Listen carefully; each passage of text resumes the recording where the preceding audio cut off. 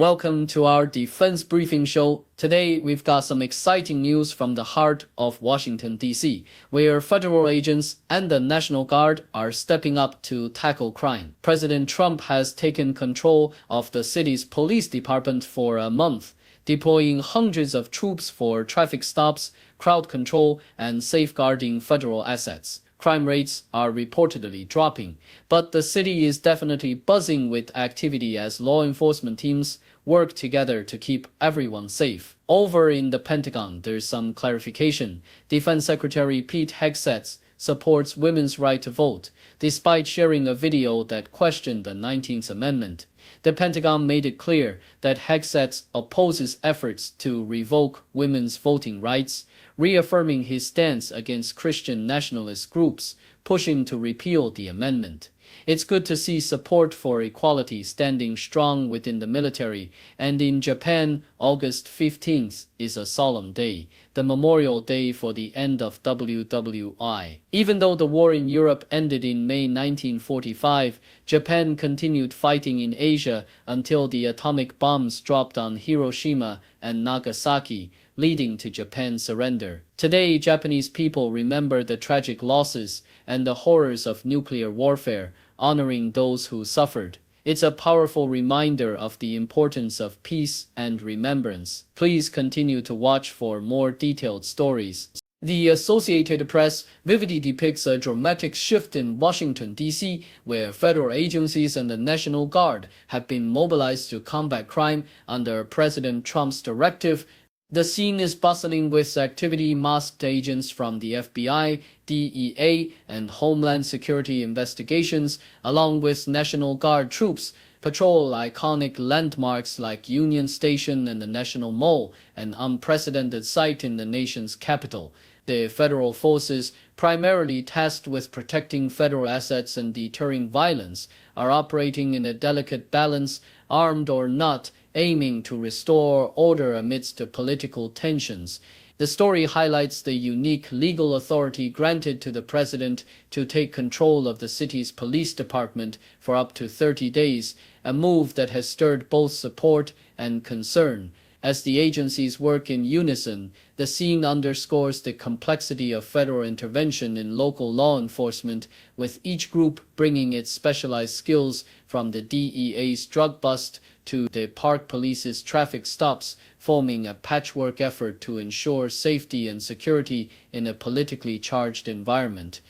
Yahoo U.S. reports on Pentagon Defense Secretary Pete Hegseth's stance on women's voting rights amid controversy over a reposted video advocating for the repeal of the 19th Amendment by Christian nationalist pastors. The Pentagon clarified that Hegseth, contrary to some interpretations, supports women's suffrage, emphasizing his disagreement with efforts to revoke this fundamental right. The story captures the tension between political activism and military neutrality, illustrating how even high-ranking officials are caught in debates that threaten to blur lines between personal beliefs and official positions. The controversy underscores ongoing societal divisions over gender rights, with Hegseth's stance reflecting a broader struggle within American political discourse, balancing religious and ideological influences against the constitutional principles that underpin democracy.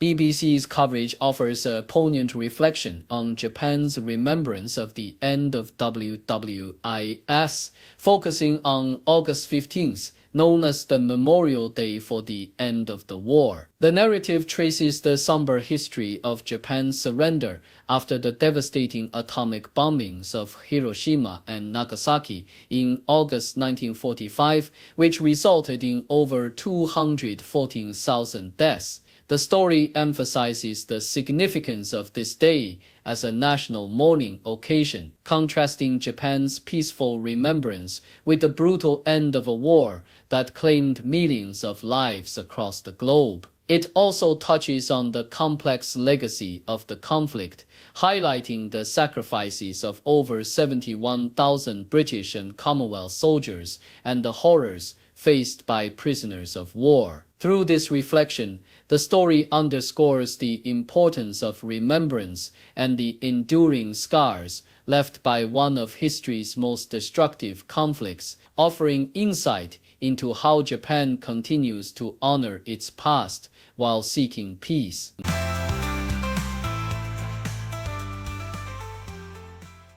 BBC reports on Duncan Healing, a 99-year-old WWI veteran who vividly recalls the horrors of Hiroshima and Nagasaki after witnessing the devastating aftermath of the atomic bombs in 1945.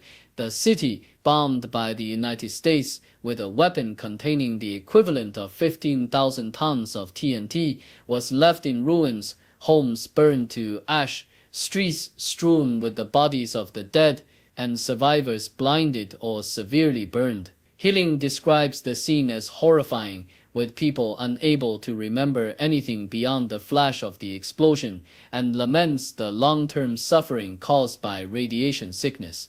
His reflections serve as a poignant reminder of the human cost of war, emphasizing the importance of remembering history to prevent such tragedies from recurring, especially as he recounts the loss of regiment members to radiation-related illnesses and the collective grief shared during celebrations marking Japan's surrender. Australian Broadcasting Corporation details a tragic flash flood in Kashmir, which swept through the pilgrimage route to the Mekel Mata Temple, claiming at least 46 lives and leaving over 200 missing. The sudden deluge, triggered by a severe cloudburst, washed away a community kitchen and a security post in Chesoti, a key stop along the high-altitude pilgrimage trail. Pilgrims, gathered for lunch, were caught off guard as water surged through the village, causing chaos and fear. Rescue operations involving police, disaster response teams, and the military are underway amid fears of further landslides and floods due to ongoing heavy rains. The event underscores the devastating power of nature in mountainous regions during the monsoon season, with local officials warning residents to stay away from vulnerable structures and old trees to avoid further tragedy. Nikkei Asia examines the alarming decline of Russia's naval power amid its strategic dependence on China, highlighting the stark contrast in their recent military activities. The joint naval drills in the Pacific, once a showcase of Russian-Chinese cooperation, now reveal Russia's diminished capabilities as it failed to deploy any major combat vessels in 2025, relying instead on aging ships and limited assets. Meanwhile, China has rapidly expanded its navy, deploying advanced ships like the Type 055 destroyer and constructing aircraft carriers, asserting regional dominance with a fleet nearing 400 vessels. Russia's navy, battered by Ukraine's war and sanctions, struggles to maintain its presence, especially in the Pacific, where its strategic assets are compromised by natural disasters and ongoing conflicts. Moscow's efforts to modernize are hampered by systemic constraints, making Russia increasingly dependent on China's maritime infrastructure and logistics, and reshaping regional power dynamics where China leads and Russia follows, revealing a profound shift in the balance of naval influence.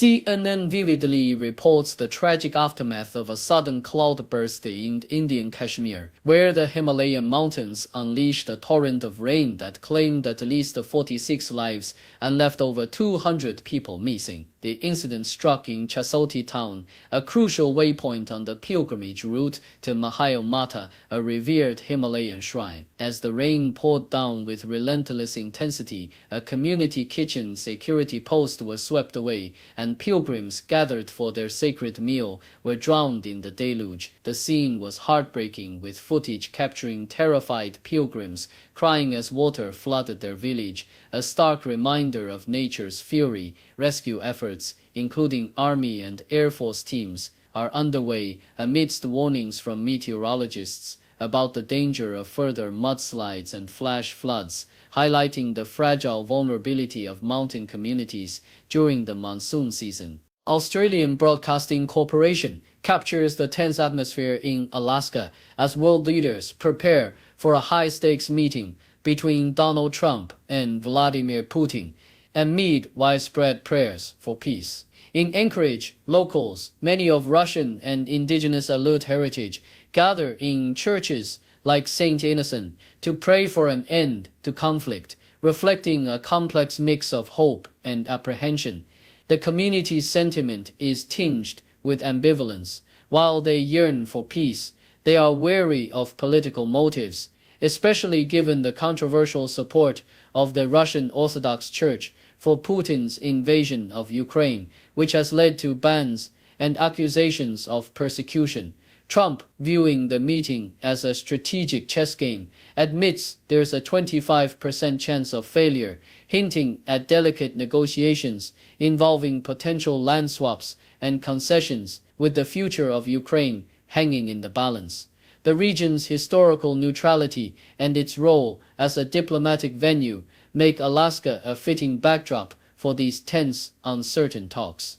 The Australian Broadcasting Corporation also honors the memory of WWI veterans on the 80th anniversary of the victory in the Pacific, painting a poignant picture of their sacrifices and the city of Townsville's pivotal role during the war. Leslie Doc Sinclair, now 100, recalls the relief he felt upon hearing the war was over, while mourning the loss of his close friend Jack Galloway, who was killed just before Japan's surrender. Townsville's transformation during the war, its population swelling with American and Australian troops, its airstrips vital in defending Australia, left an indelible mark on the city's history. Veterans like Sinclair, along with others such as Gladys Marnock and 103-year-old former pilot Roger North, share stories of camaraderie, danger, and relief as the city prepares to commemorate this bittersweet milestone. With many veterans now reaching the century mark,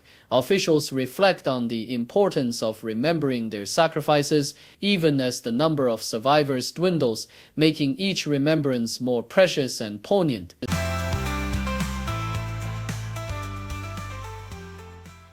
The Sydney Morning Herald paints a vivid picture of the ongoing turmoil in Ukraine through the eyes of Sean Hopkins, a dedicated aid volunteer who has traversed the war-torn landscape multiple times, delivering medical supplies and vehicles amidst relentless Russian attacks.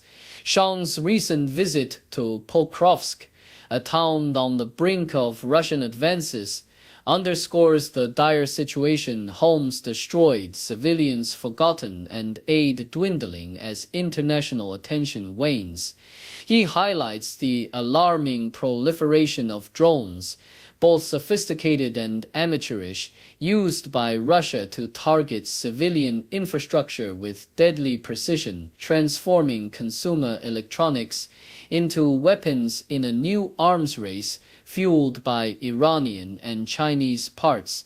Sean's stories of battered SUVs turned into cabriolets and the constant threat of drone strikes reveal a war increasingly fought with technology that blurs the line between consumer gadgets and lethal tools. Despite the exhaustion and tragedy, volunteers like Sean remain driven by a profound belief that Ukraine stands at the forefront of freedom, a conviction they expressed to British royalty during a garden party at Buckingham Palace. Meanwhile, political developments such as Trump's desire for a Ukraine-Putin deal and the upcoming summit in Alaska cast a shadow of uncertainty over peace prospects, emphasizing that even if a ceasefire emerges, the humanitarian challenges will persist for years. Sean's unwavering commitment exemplifies the resilience of those who refuse to abandon Ukraine, even as the conflict's brutal realities continue to unfold on the ground. Thank you for tuning in. The content above showcases the latest briefing reports and analytical synopsis thoughtfully curated by the 6DO team. These insights stem from a wide array of reputable media outlets, think tanks, government sources, and specialized experts worldwide. We encourage you to explore these sources for a comprehensive perspective. Keep in mind that while the content may not always align with the official standpoint of 6DO Brief, it's not meant to be taken as absolute directives for decision-making. Comprising seasoned media professionals, learned scholars, and accomplished scientists, the 6DO team embodies a trailblazing, fully independent media entity. To customize 6DO Brief to meet your professional needs, you have the option to subscribe to a diverse array of briefings on our website, 6dobrief.com. Regardless of your location, you can conveniently receive 6DO Brief via email. Morning sunlight on the street, city whispers soft and sweet, faces mix in daily grind, every story intertwined, cultures blend like colors bright, languages in the silent night, on the table stories told, food and feast upon so bold, people living day by day, in the heart they find their way, sharing moments, voices sing, in this world of everything. Society in rhythms beat, entertainment's fleeting heat, echoes of wars and fears, laughing through our unseen tears, children playing in the park, drawing dreams till after dark, elders speak of days gone by, washing shadows from the sky. People living day by day, in the heart they find their way, sharing moments, voices sing, in this world of everything.